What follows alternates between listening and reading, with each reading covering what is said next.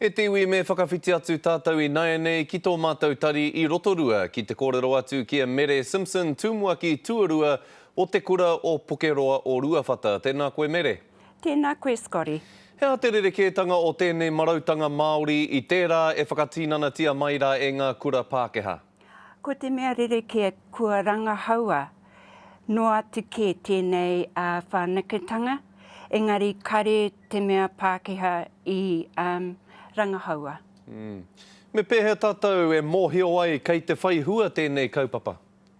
Ka taia, nā te mea ka taia ngā kaia ko te aromatawai I ngā akonga, kia mōhio ai rātou he ahanga mātauranga me ngā pukinga kua mau I a rātou.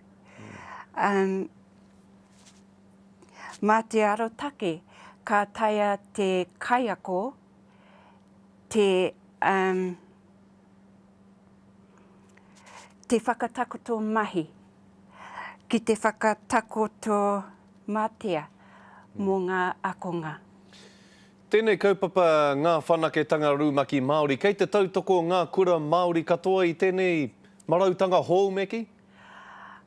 Ki taku mōhio ai, nā te mea, mena I hiahia ana te kaiako ki te whakapiki ake I ana akonga, me tāna matatau ki te reo Māori, kare he raruraru. Ka rawe Mere, e mihi ana mātou ki a koe mo e nā whakamārama me e nā whakaaro. Kia ora rawa atu koe. Tēnā koe.